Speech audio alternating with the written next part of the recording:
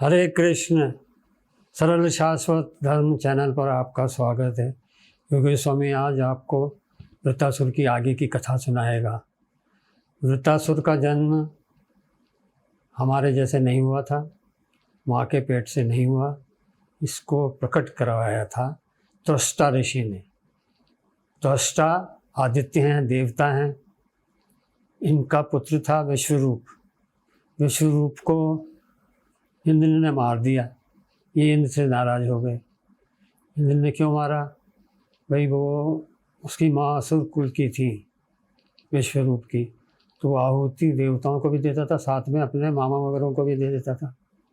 इंद्र को आया गुस्सा, उसने उसको मार दिया।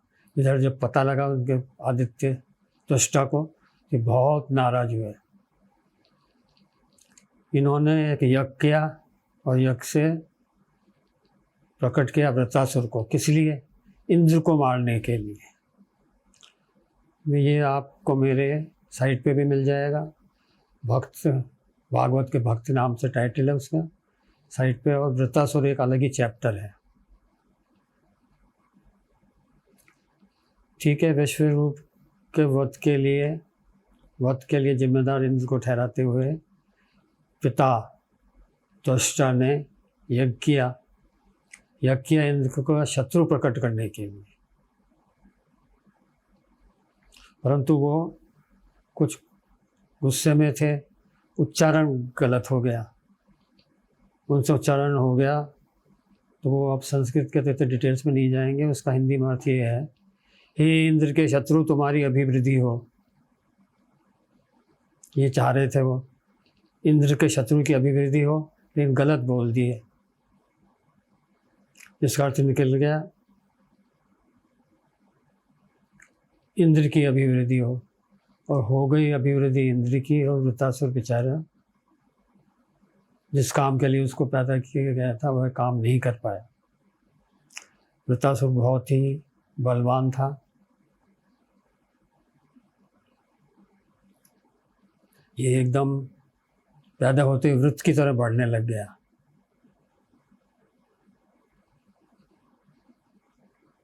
इसलिए इनका नाम रखा वृत्तासुर। वृत्त के आकार में बढ़ने लगा और पूरा बिल्कुल आकाश को छूने लग गया पैदा होते ही। पिता के पास पहुंचा। पिता ने पूछा, भाई क्या आज्ञा है? पिता ने कहा, भाई जिसलिए तुम्हारे को पैदा किया गया है वह काम करो। और ये इंद्र को वध करने के लिए चल पड़ा। यह वृत्तासुर यज्ञ की दक्षिण अग्नि से पैदा हुआ था, काले रंग का था। हम आपको पहले बता चुके, ये एक तीर के बराबर रोज बढ़ता था चारों तरफ से, इसीलिए इसका नाम पड़ा। और जिसलिए इसका पैदा किया गया था वही काम इसने किया। देवताओं को भगा दिया संग्राम में, मार के चले गए देवता पिट पिटा करके। रोते हुए विष्णु भगवान के पास गए। वहाँ जाके उन्होंने बताई अपनी कथा कि ऐसे ऐसे हमारे साथ हो रहा है। भगवान ने कहा, भाई तुम वहाँ जाओ ऋषि दधीचि के पास, उनकी हड्डियों के वज्र बनेगा, उससे ही मर सकते थे। ये सब ऋषि के पास गए।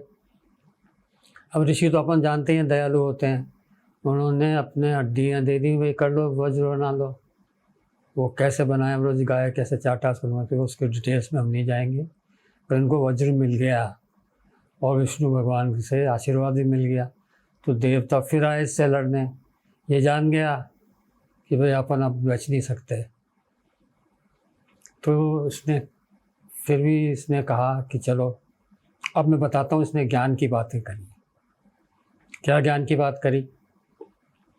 युद्ध में जब ये इंद्र से भिड़ रहा था,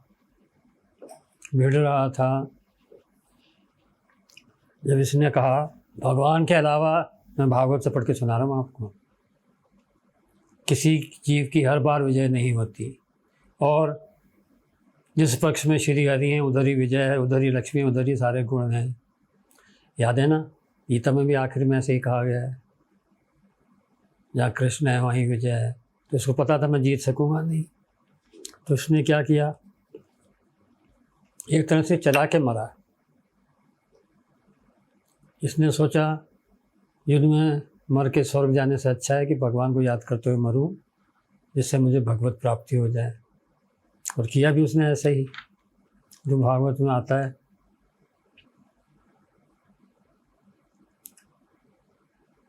इंद्र पर विजय प्राप्त करके स्वर्ग जाने की अपेक्षा मरकर भगवान को प्राप्त करना श्रेष्ठ था, इसलिए उसने मरना उचित समझा।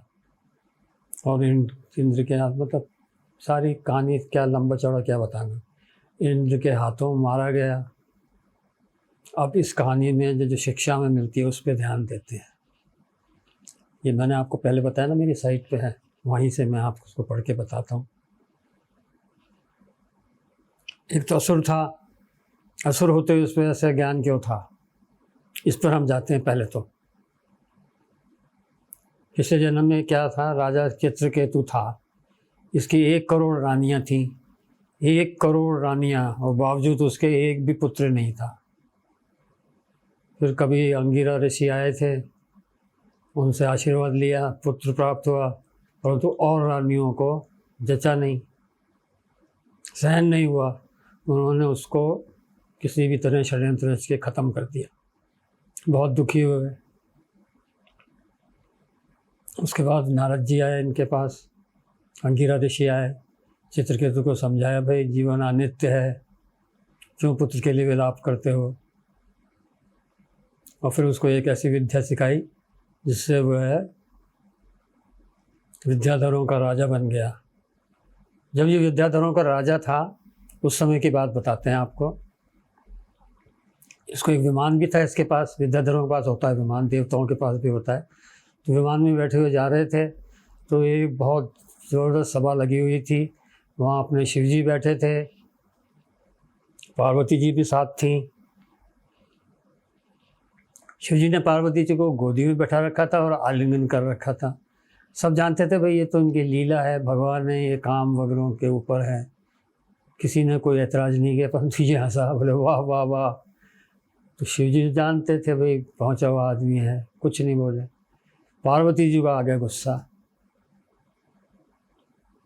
ठीक है, तो पार्वती जी ने इसको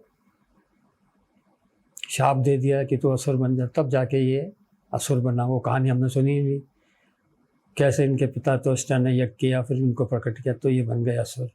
तो ये है इनका इतिहास।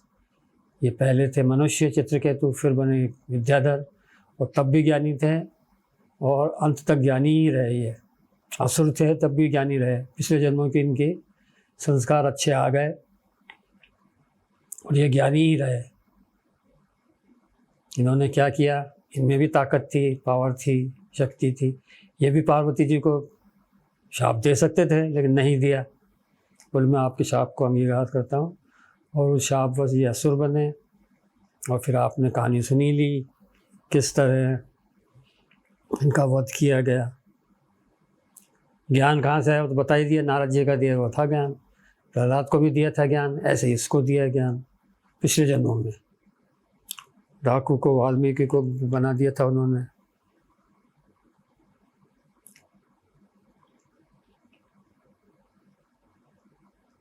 अब ज्ञान की बातें, इससे कहानी से हमें क्या शिक्षा मिलती है, ये सबसे कहानी का सबसे ख़राब पहलू होता है।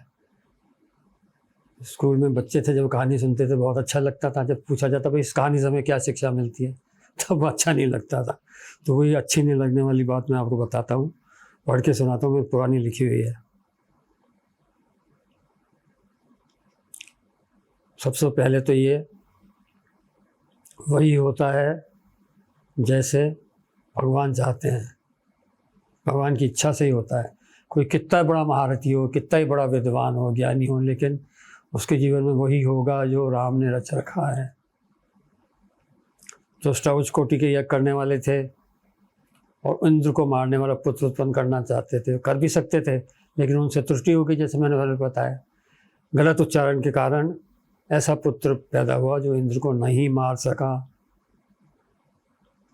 आपको ध्यान हो, दुर्वासा ने कृत्या को उत्पन्न किया था, लेकिन भगवान की इच्छा नहीं थी, इसलिए दुर्वासा अम्बरीश राजा का कुछ नहीं बिगाड़ सके। कृत्या उल्टी मर गई।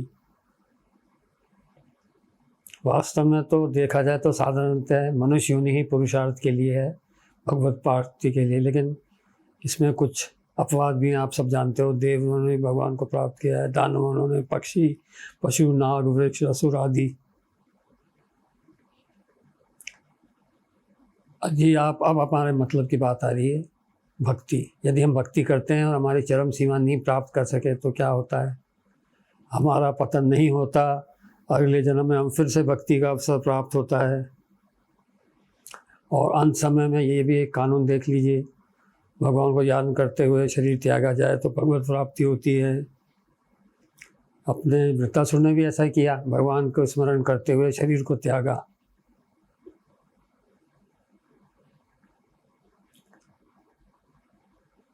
भगवान के भक्त को कहीं भी भय नहीं होता।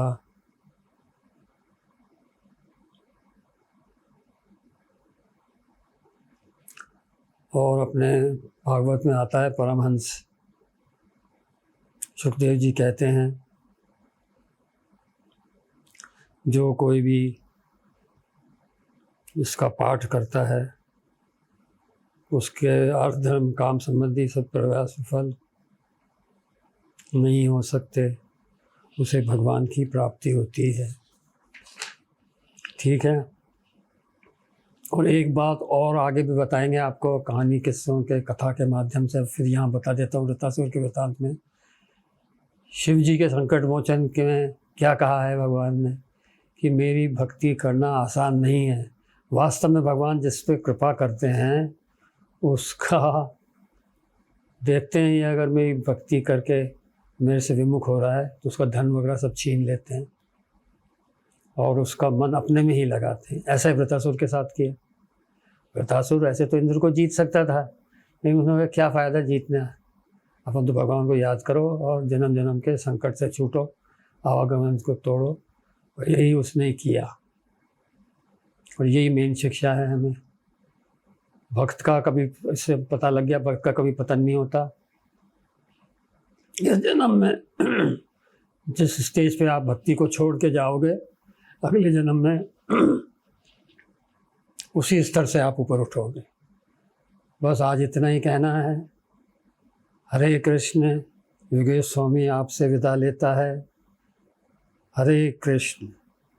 हरे राम राम राम हरे हरे, हरे कृष्ण कृष्ण कृष्ण हरे।